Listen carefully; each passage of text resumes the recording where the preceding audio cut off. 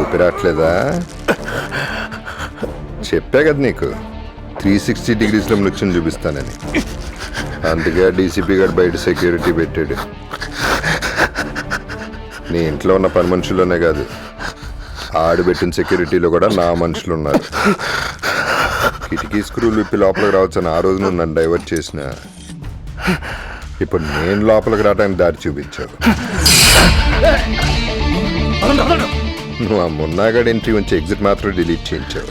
కానీ ఆ డీసీపీ గారి లాగా నా ఎంట్రీ ఎగ్జిట్ రెండు డిలీట్ చేస్తాను.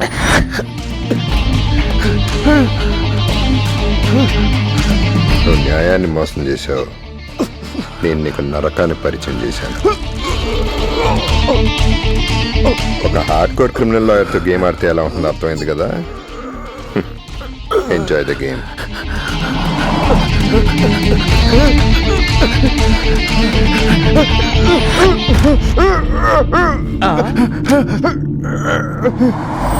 ఈడేంటి మిడ్ నైట్ బంగీ జంప్ చేస్తున్నాడేంటి? మందు కొట్టి హ్యాంగ్ ఓవర్ లో ఉండాల్సినవి ఈ ఫ్యాన్ కి హ్యాంగ్ అవుతున్నావేంటి? నీ దగ్గర చాలా సెకలు ఉన్నాయి, ఏమో అనుకున్నాను. నీ దుంపదేగ ఎవరిది? ఎవరు తలుపు కొడుతున్నారు? ఆడే ఆ లాయర్ వచ్చింటాడు. ఆడు మామూలుడు కాదు, ఆడికి టైం తెలియదు, ఎప్పుడు పడితే అప్పుడు వస్తుంటాడు. బాగున్నారు సార్. వచ్చారేంటి? మీరు వచ్చారేంటి? సార్ వచ్చారు కదా. అదేనాయా మీసాలు గడ్డాలు గన్నేసుకుని ఉంటాడు కదా, ఆడొస్తాడు కదా, మీరు వచ్చారేంటి? వెళ్ళండి వెళ్ళండి, ఏలాడుతున్నాడు లోపల.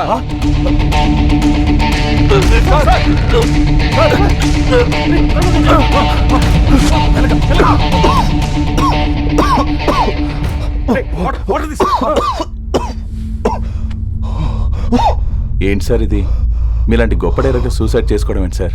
అబ్బో అబ్బో ఏమి యాక్ట్ చేస్తున్నారా? వాడేదో నిజంగానే ఊరేసుకొని చచ్చిపోతున్నట్టు, మీరేదో వాడిని రక్షించడానికి వచ్చినట్టు సూపర్ యాక్టింగ్. వాళ్ళంటే ఏదో బ్రెయిన్లెస్ పీపుల్, బాడీలు కండలు పెంచుకొని యాక్ట్ చేస్తున్నారు. నీకేం పోయే కాలం అయ్యా. కొట్టావా? అబ్బో నిజంగానే కొట్టావు. ఎందుకు కొట్టావు? ఇది కల కాదు, నిజం. నిజమా? సరేనయ్యా, నిజమే నిజమని నేను అనుకుంటాను. నువ్వు ఊరేసుకోవాల్సిన అవసరం నీకేంటి? చచ్చిపోవాల్సిన అవసరం నీకేంటి? నువ్వు ఒక అద్భుతమైన డైరెక్టర్వి, నీకు బోల్డంత భవిష్యత్తు ఉంది.